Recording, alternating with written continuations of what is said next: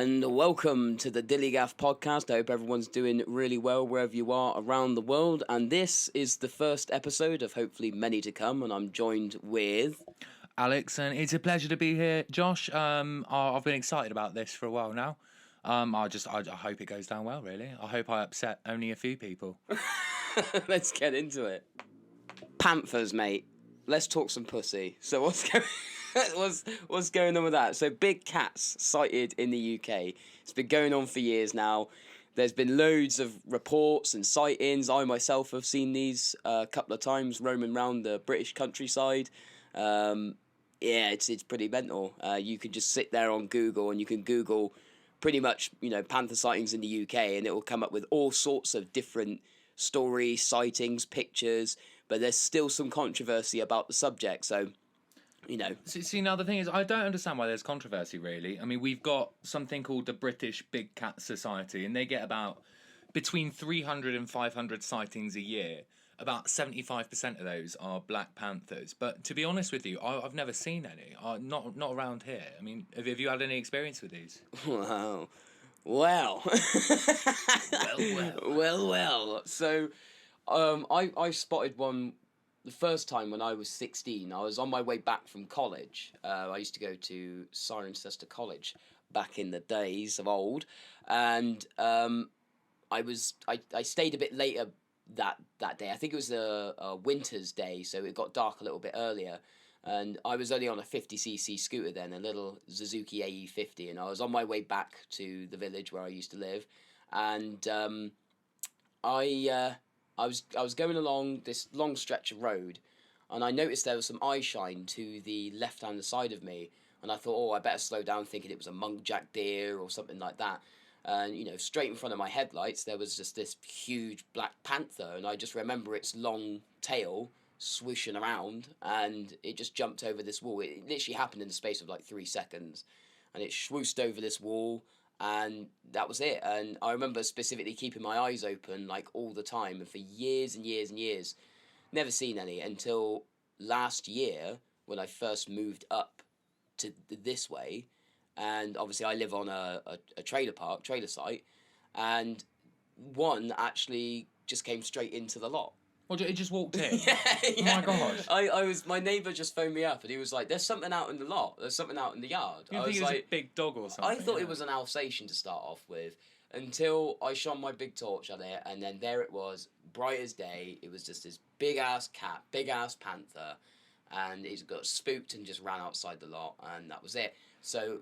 I also spoke to another guy who was on the site as well, and he said at the time that I shone my torch at it, he also seen it as well. So there was 3 separate people that saw the same thing, and we all come to the same conclusion that it was a large cat. And then lo and behold, on Facebook, the next day, there was a post up, say on the local areas Facebook chat, obviously not to release where we live and everything like that, for privacy purposes, but obviously every place has spotted in such and such, spotted in Cirencester, spotted in this, everywhere has a Facebook page like that, and it was actually in one of those Facebook pages, and it was spotted right outside the site entrance by someone else. Right outside? Yeah. See, now that's really scary to me, because, not many people know this, but black panthers are technically leopards. They're called melanistic leopards. Basically means they've got this mutation that makes their fur black, not spotted. Now, the scary thing about that is the way leopards hunt is bloody terrifying. They tend to sit in high places, jump down. They don't go for your leg or your arm or anything. They go for your head, not the neck. They bite your head, and there's enough crushing power in those to break your skull. I think. Why have I not seen any public safety announcements on TV saying, watch out for big black cats, they're out there, watch yourself? This is one of the things though, I obviously, living in a village, talking to farmers at local pubs about these types of things, they say, I've never fucking seen any. Yeah, but have you looked up? I mean, how many people have gone underneath a tree, and there's just been one sat in a tree, looking down on them, I wonder how many times that's happened. Me and my missus, we take our dog. We've got Husky. She takes lots of walks and needs lots of running around. We like to take her through the woods, right? And where I work quite late sometimes, occasionally it's dark in the woods, I'm walking along, and I wonder how many times have I been walking through those woods and there's been like some little beastie looking at me. I think if I wasn't walking this, Siberian husky, perhaps it'd take a chance. Yeah. But bloody scary. I'm just glad it's not cheetahs or anything. You know how fast they run. Yeah, I think because again, when I've said, I'm pretty open about this. So when I've said to people, yeah, I've seen one, they go, "Oh, are you sure it wasn't just a domestic cat?" It's like, well, I think I could tell the difference, mate. It's not a tabby. Panther or a fucking tomcat. Oh, here comes Felix. You know what I mean? Like, you gotta put some faith in that. I can tell the difference, and it's phenomenal difference. Well, the thing is though, there's this stigma involved in admitting you've seen something weird, right? Because the culture we're in, if you see some strange lights in the sky or something, society's been conditioned to look at you and say you're a fucking idiot, right? Don't talk shit. I think that's kind of harmful because it stops these things from becoming public knowledge and things like that. It's all cast off, really. Yeah. It's a bit of a shame. Yeah. Yeah, that's it. That's exactly right. I mean, I've seen all sorts, man. I'm open and honest about it. Yeah, I've been in the woods. Yeah, I reckon I've seen a fucking I once yeti, saw a naked. I saw a naked man in the woods once.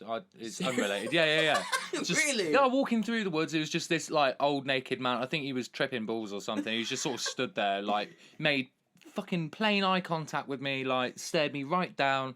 I walked past him. Which eye contact though? That's yeah, which eye? Ooh, his winking brown eye. Oh, mate, what did you do? Morning. What did you do? I just thought I'd tip my hat. What do you do in that situation? I walked on, pretend I didn't see him. I'd become another victim of big cats. Jesus. Oh man, it is crazy. I don't know. I think if you look back in medieval times, I know you're a big fan of medieval mystical medieval stuff and things like that. When you actually look back in obviously what people used to say to their kids, don't go out in the woods, the ogres will get you. Don't go out in the woods because there's things that will come and get you. I wonder just how many things, it's kind of unrelated to panthers, but kind of related at the same time. I wonder how many things are actually in the woods. Oh, the boogeyman and shit. Yeah, the boogeyman. Well, but the thing is, in certain places in Europe, they still do these weird superstitions to keep elves and fairies away because they don't want them in the garden. In I think it's Norway, some the older generation will actually smear butter on a mossy rock in their back garden. That keeps away the trolls or something. I thought, that's such a nice thing to still have existing in today's day and age. It feels like history in modern days. It's nice. I've got respect for it. It's all bollocks, but I respect it. Yeah, but is it bollocks though? I don't think there's trolls, mate. I don't think well, there is. Look on Facebook. Bit a few, yeah. It all had to stem from somewhere. That's what I always say. It's like dragons. Dragons. Yeah. Every culture in the world has a dragon in it. China. The UK, our saint, fought a dragon, St. George and the Dragon. Supposedly. Yeah. So before because at one point the world was completely unconnected, but every culture spoke about these giant reptiles that breathed fire and all the rest of it. The only thing I can think of with that is if you put together things that people at the time were terrified of. I mean, let's think snakes, right? Reptiles. Yeah. What makes a snake scarier? Oh, if it had legs. Oh, that's pretty scary. What makes a snake with legs scarier? Oh, it breathes fire. How does a fire-breathing, walking snake get scarier? Fucking give it wings, mate. Maybe there's a natural progression in different cultures. They're creating the ultimate beast. It just happens to look like a dragon. To the other. What's scary? I don't know. Snake that breathes fucking fire, innit?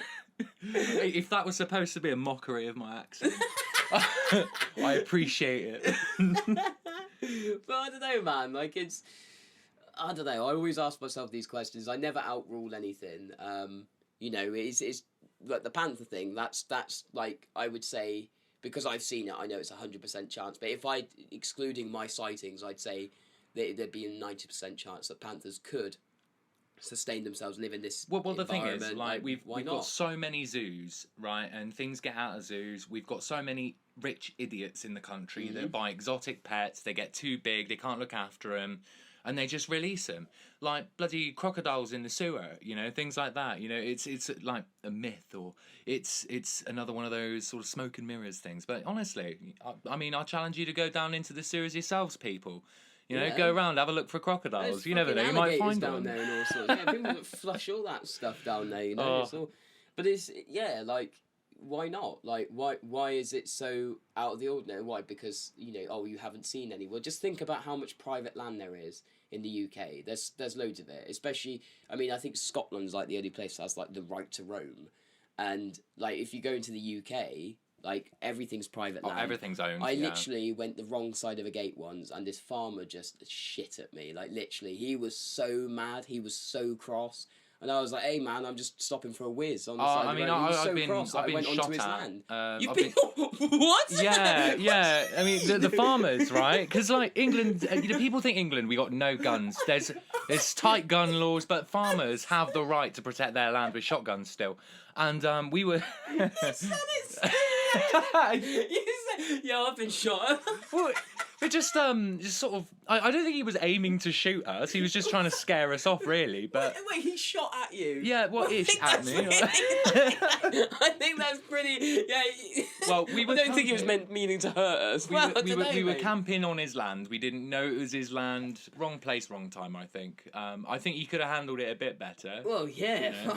Slightly extreme, but shot at you. Bloody hell. Well, I didn't die, and that's the main thing. That guy was growing cannabis, definitely. 100%. Yeah. Like some hillbilly shit going on there. I like how we've gone from panthers to hillbillies now. Now, Josh, talking of big cats, do you reckon you could ever forgive a cheater? Ooh, that's a good question. Wow. You see, because I'm a Christian, and so it's like you've got to like forgive and everything like that. I think I can forgive them, but I don't think I could be part of that relationship anymore. You think you could still forgive them though? I think I can forgive them. Yeah, I think I could say, okay, right, you know, it's bad what you've done. Yeah, you hurt me, but I forgive you, but I'm not going to be with you anymore. I think that's because it's like the ultimate form of betrayal, isn't it? Really. Yeah. Especially if you've both like committed yourself to that monogamous relationship. If you've both said, yes, we're exclusive, yes, I'm here for you, you're here for me, and then once you break that, the way I see it, I mean, it might be a little extreme, but that's it after that. I mean, you know, they say once a cheater, always a cheater. I mean, my personal experience has taught me that that's the case. I personally don't think I could forgive someone who's cheated on me. Every time it's happened, they've just ended up sort of cut out of my life. It just... arguments there's no trust. I'm not a Christian. I don't have that innate goodness in me that you do. I think like it's like just because you forgive them, it doesn't mean that you've still got to be with them or that you've still got to be chummy with them, friends. You just sort of in your heart you say, okay, I forgive that person. They've obviously got some issues they need to sort out, and I hope that they can sort those things out. But I'm not going to be there by their side for the ride with that because I'm just going to get hurt in the process. I mean. I was in a fucking, what was it? Excuse my French, I know I curse a lot, but this is the DILLIGAF podcast, so, you know, it is what it is. But, you know, I was with someone for about 4 years. I helped them out, the crap. I mean, I could go on for ages about it, but there was a lot of stuff that went on. There was a lot of deception. This girl was stealing money from the place where me and her used to work, and I was paying off her debts, so she crashed her motorbike, and I paid for that for her. I paid for a brand new motorcycle for her. Cost me like £1,000, and then to repay me, she decided to go and sleep with one of my best friends. But to be honest, I knew that she was a shit cunt anyway, but I think I felt more betrayal off of my best friend for doing that. I mean, that's how you lose a friend, really. Yeah. You know, that's you make a fucking enemy, am I? Yeah, absolutely. But I think if you're able to forgive that, then maybe I'm just a bit darker than you are, because like every part of me would be like, well, I hope you get cheated on in the same way. I hope that happens. Oh yeah, you will reap what you sow. You inflict that on me. I wish you all the darkness in the future, and perhaps that's where just maybe not a good person, but. You know, I maybe I don't have it in me to forgive that kind of thing. Yeah. I think like, you know, like I say, I forgive them, but yeah, it's like, and as you say, like, you know, they get cheated on. Yeah, it's a big case of like you reap what you sow. Like, so if you cheat on people, then you yourself are going to get cheated on. He who lives by the sword dies by the sword. I mean, I'm not going to sit there and like believer in karma, preach about it, but obviously, you know, I can't say that I'm a serious Christian and then be like, oh no. kill them, like, because I'd be hypocritical, wouldn't it? Even though, like, in my mind is like, you know, you want to hold on to that grudge. I held on to that grudge for a long time. I was like, no, I never forgive them. I hate them. But actually, that just affected me more than it did affect them, because then they're just sat there laughing, and I'm sat there like in this dark place. Yeah, I mean, I feel like I need to clear this up a little bit though. When I say like I hope this happens to them, it doesn't mean I'm gonna go out and revenge cheat. I mean, I hope some horrible bastard just does it to them in the future. As far as I'm concerned, I'm out. Yeah. I'm gone. Bye bye. See you later. That's something that we can agree on. Like, you know, definitely it's, like I say, for me, it's something I can forgive, but I just would not be a part of that relationship. I just don't think there's not enough to save, to be honest. I cannot understand people that stay in it, though. I mean, well, look what happens. Like 99% of the time, they just go through the same heartbreak again, like 1-2 years down the line. I've seen it all the time. Exactly. And I was a stupid teenager once. I've not cheated myself, but I've had it happen to me, and I've been in love with air quotes. You know, so you try your best, you try and see if you can salvage something, but it's just never worked out, and it's just caused years and years of pain and heartache, and it's just not worth it. Take the clean break, get yourself back on your feet, hang out with the bros, go find someone else. It's just gonna keep happening again. Like, if you know, when they say once a cheater, always a cheater. In that sense, yeah, because once they've broken that trust, and given that ultimate form of betrayal, then that's always going to stick with your mind, you know, like, it won't be the same. For me, it wouldn't be the same if someone had cheated, if I was with someone and they cheated on me, like, it would just be, like, I could not see past that. I've tried before with people. I've tried before with an ex-girlfriend of mine, and it just, no. I couldn't, it kept me awake at night. I just felt betrayed. I felt like, no, you know, because the whole thing of, oh yeah, but I love you. Yeah, but you didn't love me when you was shagging that other man. You didn't think of me. You didn't, you know, there's no respect there. It was a lot of things got broken then, so... Just that one act alone is a biggest form of betrayal. It's completely reasonable, but what say if we dial it down a little bit, dial it back, and we say, what if it wasn't like having sex? What if it wasn't sex? What if it was a kiss? And what if the man was, say, gay or something? And it was a silly drunk thing. Your missus has gone out, she's had a few spritzers, and she's made out with some gay bloke. How would you feel about that? Do you reckon that's something you could maybe get past? So, like, mate... I know. What do you mean? Like she does with one of her sisters? No, not her sisters. Just like she's just gone out with, you know, with her friends or whatever. Yeah, that's what some girls are like, aren't they? They sort of kiss each other, don't they? Is it something like that, or do you mean a full on? I mean like a full on like tonsil tennis, like with the resident fairy. Oh, oh bro, Nah, fuck that. I don't give a fuck. Like, no, I couldn't. No, hell no. Even then. Cock and balls. Like, no, man. Because, like... Would you kiss a gay man? No, man. I mean, would you kiss a gay man for £1 million? No. What if it's a peck? No. Oh, I'd do it for a peck, mate. Like, £1 million? Oh, mate, It's a sin. Bring him on. Like... Make it 2 million. I'll drop my trousers. Fucking start an OnlyFans, shouldn't you? Oh, you know, I had the idea of, instead of an OnlyFans, because I haven't got the best body in the world. I thought, you know, who doesn't like good cooking? So like, I've been thinking about launching an OnlyScrans. So. So keep an eye out. It's going to be OnlyFans/OnlyScrans. Please subscribe us. Yeah. For some sexy dishes. Ooh, show me the gravy.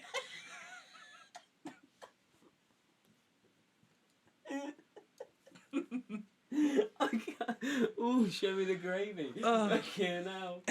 Oh man.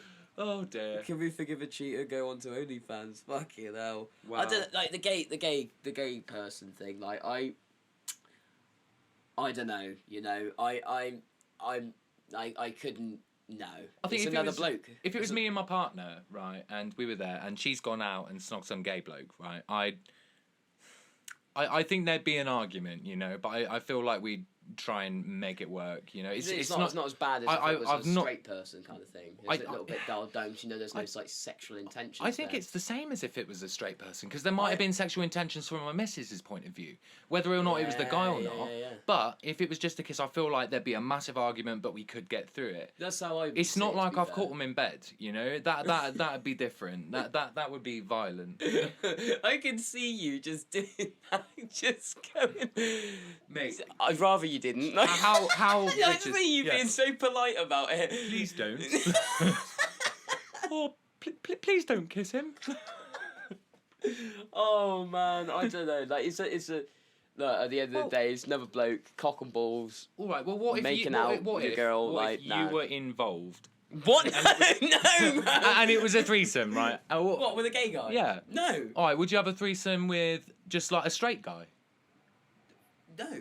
So that's even worse. Worse? Yeah. Why? Because it's awkward. Yeah. What if the balls touch, mate? What if the balls touch? That's. But you're seeing another man dick your missus. And yeah, okay, you may be involved, but that's like nah. Right, but like, is it not the same for your missus if she's seeing you having sex with another woman? If it was two women in the threesome? Ah. There we go. Well, so, see, this is what I mean. Like, it's always an interesting view that, like, because when you go and ask people, like, you know, would you be okay with having a threesome? And the bloke's like, yeah, if it's two women, yeah. But I think because men and women are different. I'm not gonna sit there. I'm not gonna sugarcoat it. I'm not gonna say, oh yeah, I'm going to conform to the agendas that freaking society wants me to conform to. Men and women are different. It doesn't mean that one's better than the other. We're just different. And I think the way that a man loves is different to how a woman loves. I think a woman gets quite emotionally invested, quite well. Yeah, but and I tell you right now, I'm incredibly emotionally invested in my relationship. Yeah, I mean, like, they could develop feelings. I think a bloke's just like, yeah, the always a goal, isn't it? Yeah. I think some guys are like that. Yeah, you know? I think some men are like that. I think blokes are more likely to differentiate. Yes, but to say like I'd have a threesome with two women but not two men, I think is a bit of a double standard, because you're saying that but you're expecting your partner to be okay with you having sex with another woman, right? So I think there's a double standard there. It's either you're okay with both or you're okay with none, and if not, you're a hypocrite. And that's the long and short of it. If your missus came up to you and said, "Look, what if his dick's bigger than yours?" No, there's a girl. Oh, well, there you go. There we go. It's two women. You don't have to worry about it. Unless they come from Thailand. It certainly depends on your definition of woman. Like, no, for me it would be no, because it's dirty, isn't it? And because obviously, like, being a Christian, a serious Christian, it's, you know, that's probably not going to be the greatest thing. So it's, for me, it would probably be a no both ways, despite the temptation of, well, you know, two women. I think the only instance where I would be like, okay for a threesome is if my missus came home with Hayley Williams from Paramore, and Hayley was like, hey guys, I'm going to join you tonight. I'd be like, let's go upstairs right now. But that's only because I know my missus would enjoy it just as much as I would. Well, I don't know, man. Like, it's, yeah, like I say, like with a bloke, it's hell no. I think with a woman, yeah. The funny thing is like there would be like a temptation there. I'm a human being. What do you want to do? Like, you know, and I think it's funny when you analyse that, as you say, because it's like, well, you know, some people are like, oh, I don't like two gay men or two lesbian women. You see, that I can get behind that, like, double standard there, because it's like, well, you know, if you don't like gay men but you like gay women, you only like the gay women because of the sexual thing behind that. But if you don't like gay men, it makes you a hypocrite. It's simple as. Yeah, anybody that says they're not a hypocrite, if they're going to come out with that kind of opinion, is well, an idiot, really. Yeah. I mean, I don't know, man. Like, it's an interesting one, but I think, like, if in just a relationship in general, not saying my opinion, but if you know, you had a woman that brought home another woman and said to her partner, oh, you know, I want a threesome with this woman, like, you know, the guy's like, okay, I that's fine for me. But then if she come back with a bloke and said, oh, I want a threesome with this man, and the guy said, well, no, that's is that laying down his boundaries, or is that toxic? You know, I don't know, because it's like I say, like, you know, if you try and delve deeper into it, you know, blokes can just go around shag with no feelings. I mean, some girls can go around and shag with no feelings, but like many girls can, I think, well, yeah, this is very true, but I don't know. I think like a bloke's more inclined not to, because as you were saying the other day, like, you know, we're meant to just, as you say, like the DNA, the well, yeah, the humans traits are we're genetically and... sort of built to be polygamous. It's only because of Christianity specifically, with the introduction of marriage, that we've become a monogamous society. As far as we're sort of built as a scientific standpoint, we're supposed to go out and fornicate and go and fuck everything and you know, keep producing more humans to keep the race going. Do you mean that as just men, or do you think... I mean that for everyone. Like, everybody is genetically built to have as many babies as they can to continue the species. I think this is why, like, men, like in the Middle East, you have, like, you know, the men with like the 9 wives, because a woman can only produce one baby every 9 months, so that's why I believe they had 9 wives. Yeah, so then they could produce more babies in a year. How do they keep up with it? I end up in trouble with just one. Like, imagine if you do something wrong in the Middle East, you've got 9 women trying to tear your head off. Like, well, it's different. Well, yeah, well, it is different, because if they spoke up, they get stoned to death. Well, they don't get stoned to death. Well, they fucking do. Well, I don't know. I know some people here that get stoned to death, you know, with the old ganja. Oh, right? Stoned to death. It was me most Fridays. Oh, I don't know, man. See, now the thing is with a threesome, right? I mean, it sounds nice, but in reality, to be honest, I don't know what I'd do.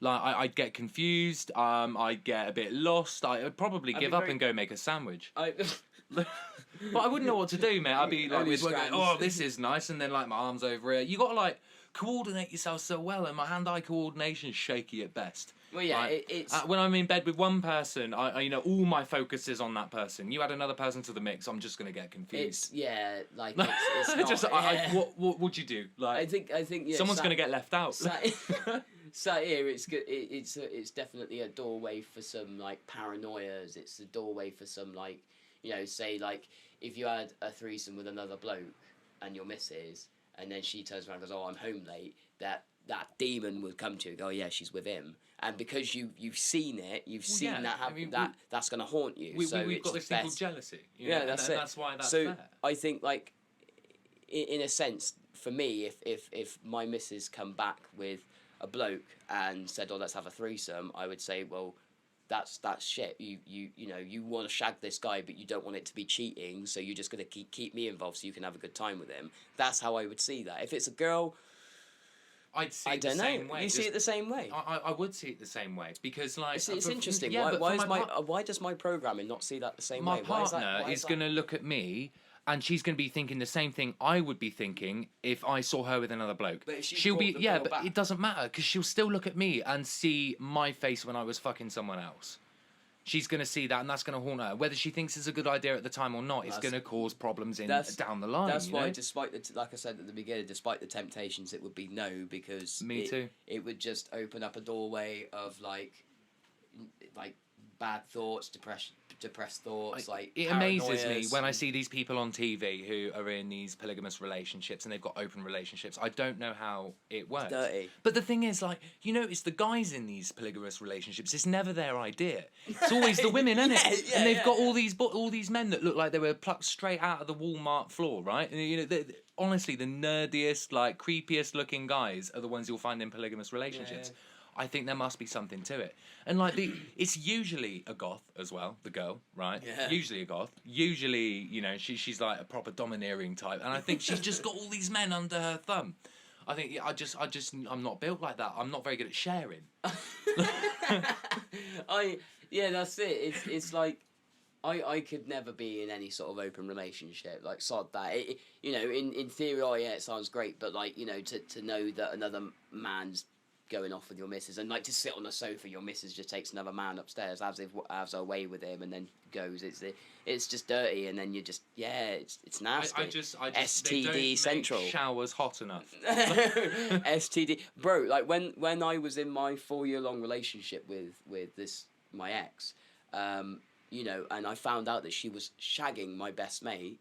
I don't think it was a one-time thing. I actually think it was like on multiple occasions that she'd done it. Bro, I felt dirty. I was so like... Did you get yourself checked? Bro, yeah. Yeah. I got myself checked. I was like in the shower. My hygiene just went up. I was like Or shaved really off 7 layers of skin.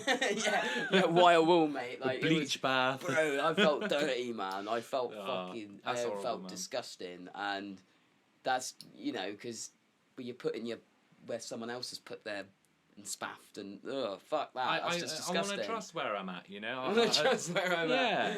You know, like that's fucking awful, you know. And I think like this is why, right? Christianity says no sex before marriage. Right? Okay, it sounds dumb. It's like, oh, you can't intrude on my fun. But no, seriously, think about it for a second.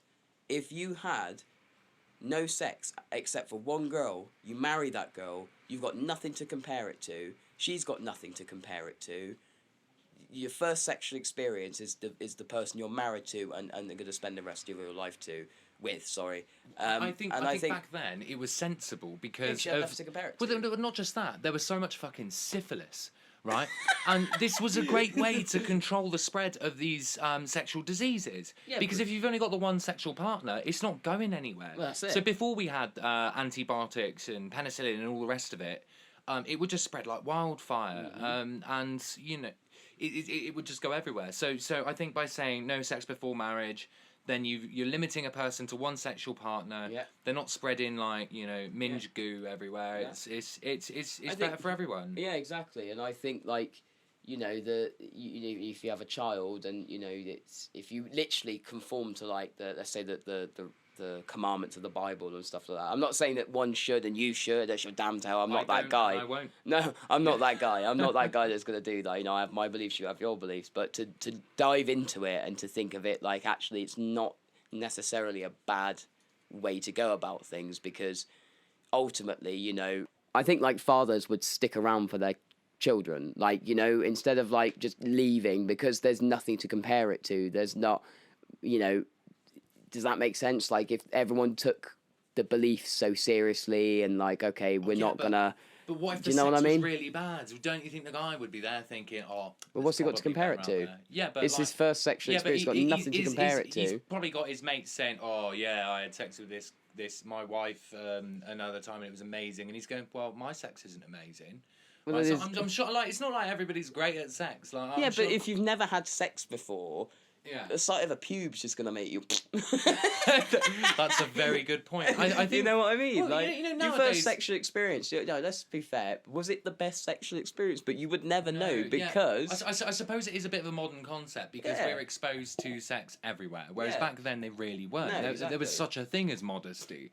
There was no internet porn, there were no nudie mags, there was no going out and having massive gangbangs at the club. Ugh. None of that shit. It's all just dirty, it's just fornicating. There was a lot of that in Greece, but... It's like fornication, I think. It's fornication, that's the right word, isn't it? Where something's like really dirty and just like, I think it's just like, it's a word for sex that has a lot of negative connotations, fornication. It makes you sound like a dirty rabbit, doesn't it? Yeah, it's just, I think it's just fornicating, it's just fucking... I think people just need to have those morals. Like, those morals have been seen to be bad now, and, we can't have those... Oh, it's so lame to have these morals. Like, that's just... Why? Why is it lame? You've got boundaries, you got morals, and morals are good. Like, I think that's not necessarily a bad thing if you don't go out shagging loads of people, but, like, I have a lot of respect for one of my mates who I haven't seen for him for quite some time now, but, like, he turned around to me, he's, like, 24 years old, and he says, oh, yeah, I'm still a virgin. I said, are you actually, like, genuinely, you're having me on? He's like, no, genuinely, I'm still a virgin, I'm just waiting for the right one. I said, do not lose that. I said, fuck off what any of this internet says. I said, that's really good. I said, I've got a lot of respect and admiration for a man that saves himself for a woman, and a woman that saves herself for the right man. I kind of wish I'd have saved myself a bit longer. Can I tell you a story? A story? Yeah. Is it a sexual story? It is a sexual story. Now, I was 16 years old, right? I was a virgin at the time, but I was keen to lose all that. Yeah. And I didn't have much experience with sex. I hadn't really watched much porn. I didn't have internet until quite later on. I was quite a naive kid, shall we say. Yeah. Now, I was at this house party, and we were all a little bit drunk, and there was this girl there. I won't mention her name because it's fucking embarrassing. Okay, But we went upstairs, we were fooling around, and it just so happened to be her time of the month. But like, here's the thing: I'm okay with that, right? That's fine. Extra lube, I mean, fine, Moses whatever. parted the Red Sea. But so. but that's not the worst part. Like when she was a bigger girl, shall we say, and when she was on top as well. She was quite experienced. I wasn't. She sort of was a little too vigorous and tore my banjo string, right? And I remember flinching, and she slipped off, and then like sat on me, and there was this sort of splash sound, and I looked up, and there was blood on my ceiling. I was like, oh God. And then she looked up and saw the blood on the ceiling. She thought it was her. And in reality, that was my blood. Oh, fuck. Yeah. So she's run off. She's so super embarrassed, super like, oh my God, I'm so sorry. And I'm like, it's okay. It's all right. Did I take responsibility? No. Was I immature? Yes. Do I wish I'd have waited until I was sober in the right setting? Yeah, of course I do. Because to be honest, it coloured my perception of what sex should be for quite a long time. And I built up such a set of expectations. I felt a little bit let down by it, to be honest. So I really do think it's super important that you're in the right place, it's the right time, and it's with the right person. I think this is an interesting point. So this is just, I haven't got any specific reason for why this is other than just comparison, but like, there was a girl in the village who was like the most attractive girl in the village that we was at. Like, I won't say her name because obviously, you know, privacy. She's the prettiest girl in the village. Yeah, she was a girl in the village, right? And everyone thought she was the pretty girl in the village. No one ever really left the village when we was around my age. 30 people. So everyone was like, yeah, that's the chick, right? Until I went and I thought she was a chick as well. And then I went out, and when I went out the village, she wasn't actually the prettiest girl. Does that make sense? So it's interesting that, mate, because you you kind of lived in some janky village. Oh no, I mean, yeah, she's all right still, but like, do you know what I mean? Like when you go out there, you think, oh, actually, there's a world full of lots of pretty girls. Does that make sense? So plenty more fish in the chip shop. Comparison is just interesting. Like, I think that we live in a world full of like comparisons, especially with like the internet, like social media. You just log on Instagram, there's a bikini picture thrown at you, you know. It's so upsetting. And when you compare that, I think a lot of people compare that to the girl that they're with. Oh, she's got a nice body. Oh, my missus hasn't got a nice body, or vice versa. He's got a nice body. My husband hasn't got a nice body, but a body. but it's all Photoshop, rubbish on the internet. And the trouble is, the new generation, the Gen Z and everything, their perception of what beauty is going to be completely coloured by everything they're seeing on TikTok and Facebook and Instagram, and they're not going to know what a woman looks like.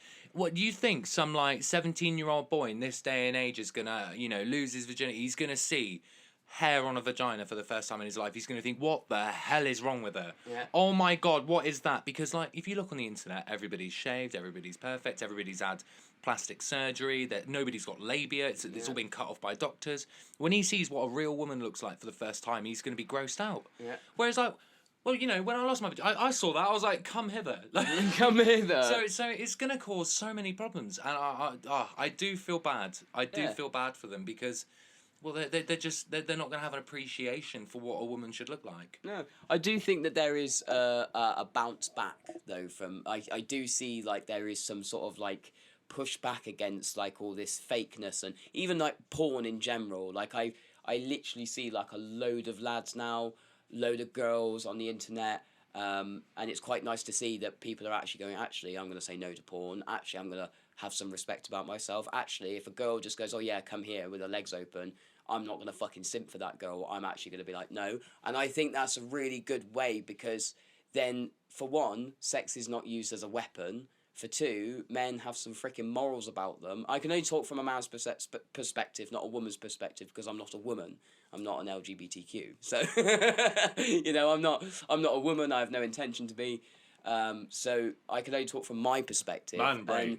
And so, yeah, like, it's tempting when a woman's sat there with her legs open. Yeah, come here. Like, you want to go there because, especially if you're single. Well, I mean, when you're in a relationship, you shouldn't be having those thoughts anyway. But like, Well, when you're single, you'll still have the thoughts. It's about having control over the thoughts and being able to say no, there like a you responsible adult. Temptation, like, of course, temptation gets all of us, like, you know. So it doesn't make you any less of a horrible person just because you had that temptation talking to you. But if you turned away, then you're a G. If you give in to the temptation, that's what makes you bad. Yeah, right? yeah. It's about not giving in to those demons. You know, Yeah. It's about having a bit of strength and having a bit of character and not being a melt. Yeah, exactly. It's not a bad thing if you get tempted. But anyway, I think we're moving on. Yeah, off topic. Yeah, typical. What was I even saying again? Not a clue. No, Not a clue. Balls. Okay. Let's move on. I think we've covered everything with that anyway. Yeah. I think we've one thing I really wanted to talk about on this show though was something that's like quite close to my heart. Seen it recently in the news. I'm sure you all have as well.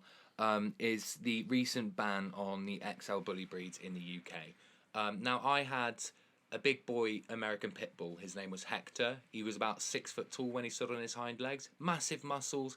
He was the softest, most loyal, most loving creature in the world. He never bit. He never growled. He thought he was a lap dog. Bit too big, but that's okay.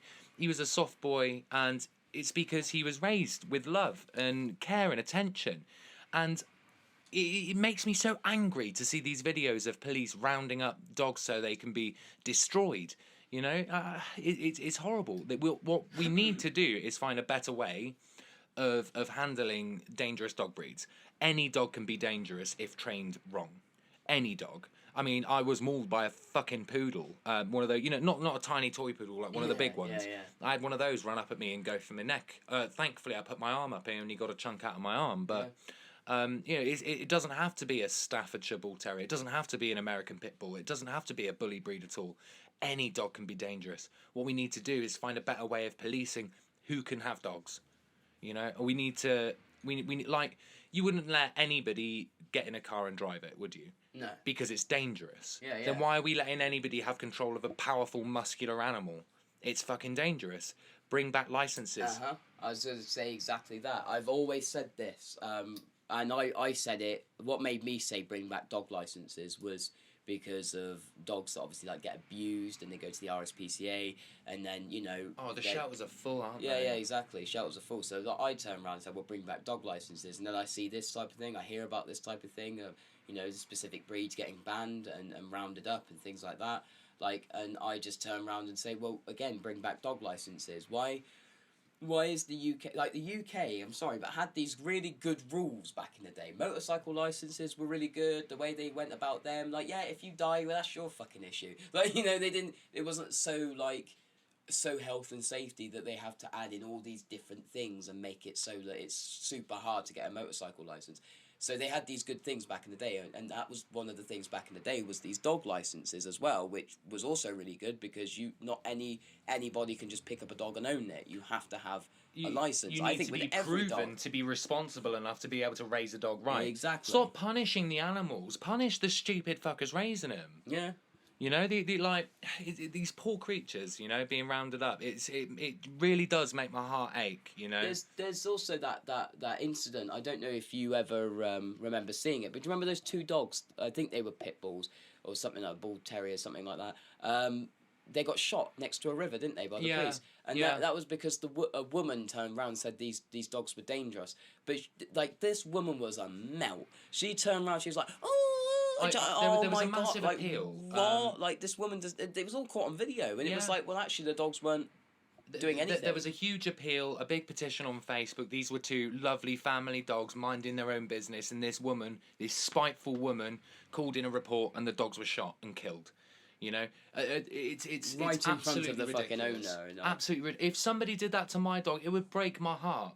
Yeah. You know, because they're not just animals; they are part of the family. You know, you wouldn't go around someone's house and say, "Oh, your brother's dangerous, so I'm going to round him up and destroy him." This is what you get with a socialist government. I'm sorry, this is it. Like like the Conservatives at the minute, this country's falling more towards communism than I like to. Like, it's scary. Like I ain't got the right words for it. All I can say is like it's getting closer to communism. The way things are. The way we're like, tax, you know, tax the rich, all of this shit that's been promoted is just getting closer to communism, and we all know what communism is. Just another form of fascism, just with a little bit more of a colour around it. You know, different colour, same thing. And like, for the fact of, like, you know, someone in their high chairs just decided, oh, actually, we could just get rid of these dogs. You guys don't get a say. We're killing them. You know, well, we didn't vote for that. Is that democracy? Is that actually a democracy? Because surely, like, if you had a vote with the general public, the people that make up this country, say, right, we're gonna have a vote. Should we have these dogs in this country or not? And let people have their say, rather than just leaving it to this one guy. That's not democracy. I think there was a vote, but the vote's kept very quiet. That's the thing, and they're very sort of specific on how they market how this vote goes out. It's targeted based on people's algorithms. Like, a vote like that would never pop up on my Facebook because I share videos of, like, pit bulls and things and staffies. So a poll looking for, you know, like with staffies, they were looking to put Staffordshire Bull Terriers on the dangerous dogs list as well. Only give the vote to people that say that they should be destroyed. Absolutely, is that it's targeted. Crap! It's the Facebook algorithm just doing its thing, the machine running. Like an actual thing, where you go to your local village hall or your polling station, wherever you are, like it used to be, and you literally tick a box to say yes or no. A ballot box. And I think you'll find the majority of the UK population actually would like to keep these dogs here. I'd want to see lessons, I'd want to see training centres, and I'd want to see licenses. Licenses, that's it. Or everything. That's what you need. And then we don't have any more innocent lives being ruined. We don't have little girls being dragged apart by dogs on the street. Yeah. We don't have innocent dogs being shot in the head by the government. We don't have any of that. And I don't know why the logistics are so difficult. I'm not a politician. I'm not into that. But surely it is the better way to go morally than taking a shortcut and just saying, well, it's easier if we just kill him. Mm-hmm. You know, I think we've taken the easy route, and it's not fair on the innocent. It's like my dog is an interesting thing because my dog is very. Oh, he's a tiny little rat. He's yeah. I can't remember what I just like to call him a mongrel. He's not actually like your traditional mongrel. He's a Heinz 57. He's a Heinz 57. He's a small little dog, but he just gets really, really anxious. And when he gets anxious, he gets a bit snappy with people. So we were sat outside the kebabi, and he did start like snapping at people. I had good hold of him, and he started getting a bit anxious, and he started getting snappy and barky towards people. And I said to Tasha, like my missus, I said immediately, take him in the car. She was like, oh no, but he needs to get used to it. So what do you do in that situation? Have you got any advice for? Because for me, it's get him out of that situation because he could hurt someone. Yeah. And put him in the car. But then, how are you supposed to show him that it's okay? But do you keep him exposed to that, or do you just not put him in that situation? You just literally keep him in the fields. See now this brings it back to the point we were saying about training. Mm-hmm. You know, if there were classes that people had to go to get these dog licenses, then it would be widespread, common knowledge among dog owners on how to deal with these different situations. There you go. It's about educating people to making the right decisions. I mean, think about it. Like, you've met my dog. She's a Siberian Husky. She's 13 years old. She's a little bit nervous, but she's never bitten. She's never snapped. She's lovely. If they're going for these cute little staffies now, how long is it until they go for my little wolf? You know, how long is it before police show up at my door and shoot my dog? You know, and she's not done anything. You know, and just like most of these bullies haven't. Yeah, you can't have that. You can't have your dog because a dog the same breed just done this. It's like, well, it's a completely separate dog. Like, yeah, that's like saying, well, no, that's it's like fucking Nazis, isn't it? It's like we don't like this one kind of person, so we're gonna exterminate the lot of them. I mean, it's so bad, you know, and it's nobody can see it. Nobody can see how Hitler-esque, you know, this sort of thing is becoming. It's like a doggy genocide. I'm telling you, it's like I said before, like, you know, I said, like, it's very much turning into almost like a communistic thing, like, you know. I mean, if there was one if there was a few black people that went out and killed some people, and the government said, right, that's it, we're going to round up all the black people and shoot them. and destroy them, as they would say. How would the public react to that, do you think? Well, very badly. Well, obviously there'd be outrage. You know, yeah, we'd quite overthrow rightly the so. government. We'd go Guy Fawkes and blow them up. But we'd overthrow the government. We'd have to do something about it because that's that's nothing short of being a Nazi. You know, but it's okay with dogs. Why? Why is it okay with dogs? You know, why is their life any less valuable than ours? Honestly, it's absolutely disgusting, and I call upon anyone who has any respect, any worries, any care for the future of this country. I call upon anyone just to fucking stand up. Please speak out. Honestly, make stand your up, voice 'cause heard. We've seen this all before, right? The lefties, right? I'm gonna call them the lefties. They want to tear down history. They want to tear it down. Tear down Winston Churchill. Tear down statues. Don't teach about Hitler because it's offensive. You know, but then Knowledge it's is making power. it's Come making on. you blind. Because I'm a big historian, right? I like to study all sorts about history, and I'm just seeing some very disturbing similarities between the communistic regime in Russia and how this country is going. When the Labour Party is allowed to come up and stand up and literally quote Marxism, and when I log onto Facebook, I see Marxist propaganda out there, and I can see it. And when I try and point it out to people, they think I'm insane. It's like, well, no, this is the way it's going. We're not going to go fascist. We're not going to go Nazi. We're going communist. You could literally put a side-by-side comparison. It's like a mirror image. Scary. You are right. It is scary. It's fucking scary, you know. And this whole divide to conquer. That's how it is, you know. Like, how do you think that the Russian Revolution started? That actually started communism, which was the rich versus the poor. What do we see? Rich versus the poor in this country. Or rich people are bad, rich people are this, and you can't have that much money because all the rich people should be taxed. A rich woman gave you a job. Yeah, a very rich woman gave me a job. There you go.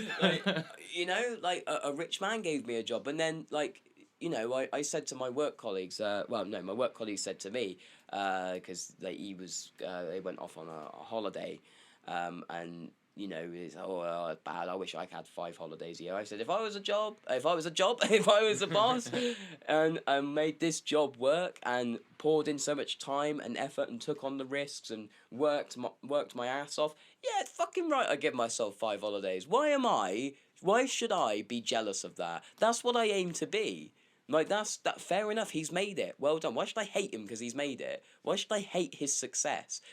This is exactly the problem with this lefty Labour. That's why I never vote Labour, because they indoctrinate people to hate on others' success. To be honest, he's rich. You're not. That's his fault. You're like that. No, mate. Go out and try harder. There's ways to get rich. There's ways to get rich. I really do struggle with picking a party to vote for because I feel like they're all a little bit corrupt, you know. There's not much to win, but like the solution, I think, lies on incentivizing people with a lot of money to do more good with that money. Like, for example, my employer, her family is something like the 359th richest, family in the world, which is big bucks.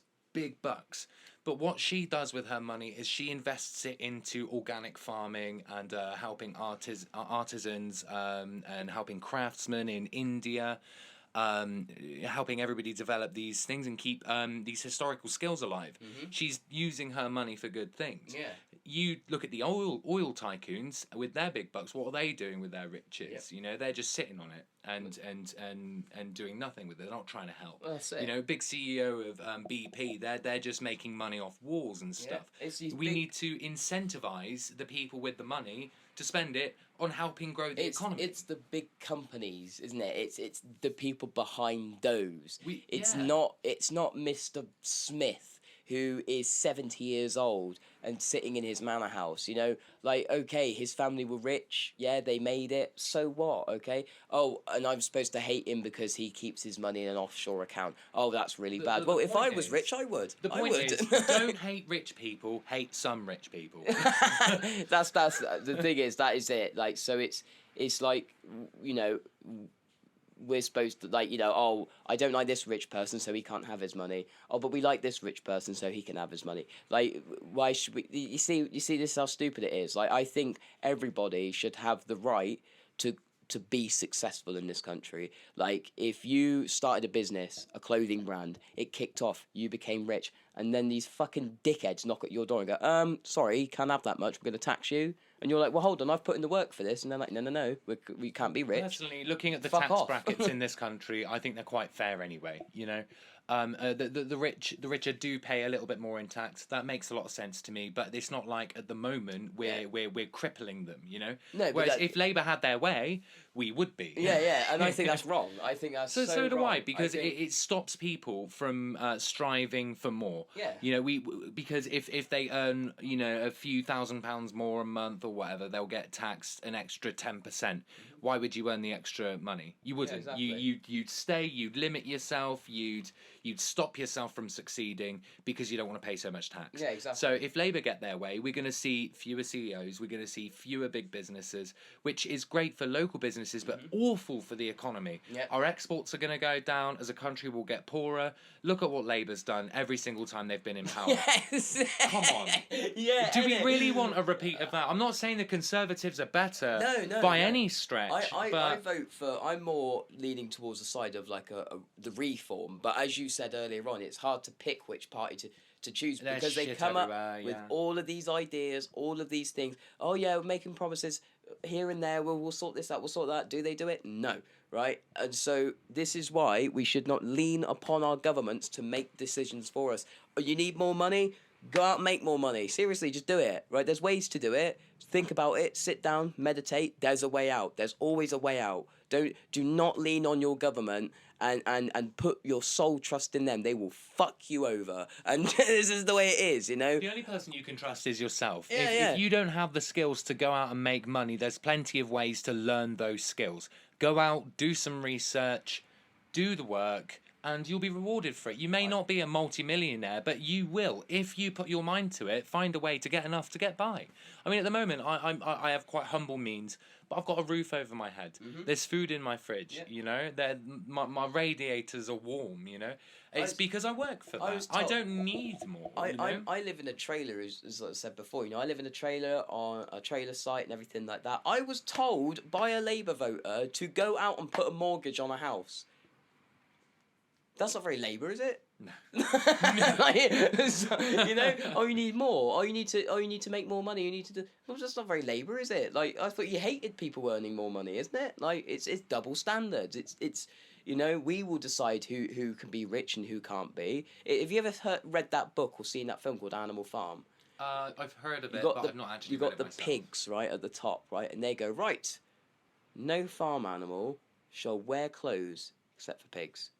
No farm every farm animal has to give a portion of their food, except for pigs, because they were the ones running the show. Yeah. So it's like you can't tell me that in this leftist communistic whatever way where everyone's equal. Yeah, no one's going to be equal because the guys at the top are just going to be going to be sat on the money. They're going to be sat. You think if Labour get in power that you're going to get a knock at your door with your slice of the cake? You ain't. You ain't. You ain't. They'll just fund another fucking war like Blair did, and we'll end up going off to another war for oil or for corrupt means. Please, I beg of everyone, literally, if I'm not saying vote Conservative, but please, for the love of peace, do not vote that party in. Oh God, yeah. Please, anyone but them, please. And on that note, I think we've covered politics. I think we went from dogs, didn't we? And then we went from big cats originally. We went from dogs. I think it's all connected. I think. Just that, because it had to be passed through government. Government decided that, so yeah. Well, we can't escape it, We can't. That's the problem. We ain't got to say. We just got to bend over. That's. I do think it's important that we do keep the discussion, though. Don't shy away from learning about politics. Don't shy away from learning about the problems in the country. If you want to make a difference, get yourself informed, make your vote, play your part. Don't be one of those people that complains about the government, sits at home and then doesn't vote. Yep. There's nothing worse than that. You're not contributing. It's what our grandfathers died for. A lot of our grandfathers were in World War II, and they died so that we had the right to vote, had the right to our country. Don't waste it. Yeah, and we got to keep that democracy. Absolutely. So they'll tell you your vote matters, whether you feel like it does or doesn't. You have an obligation to go out and vote. do your research, do your thing, go out and try and make a difference. Definitely. And, well, is that all of the subjects now? I think that is. Well, I think that was a very good first podcast. It was very passionate towards the end there. I hope nobody's too upset, but if you are, come find us. Happy to talk. We'll tell you DILLIGAF. That's what it's all about. Well, anyway, people, like I say, I hope you've enjoyed this podcast. I hope that you have some maybe some comments down below, but just keep things respectful. If you wanna counter whatever we're saying, just do it in a respectful way. And if you leave a comment, we might respond to comments in the next episode. Maybe that'd be quite good. Absolutely. Maybe we might even set up a Facebook page. I might get on that when I get back, called DILLIGAF Podcast, and maybe you can send in a message with that on asking maybe some advice from Alex and myself, or just the podcast in general. And find out what sort of advice we can maybe offer. You can direct a question at me, Josh, Alex, Tasha, or whoever else we have on the podcast. So yeah, I think that would be quite a fun thing to interact with people. But yeah, guys, watch this space. Watch this space. Take it easy, people. You have a good one. God bless you all. Or Peace. Not. No, God bless you all. Peace out, people.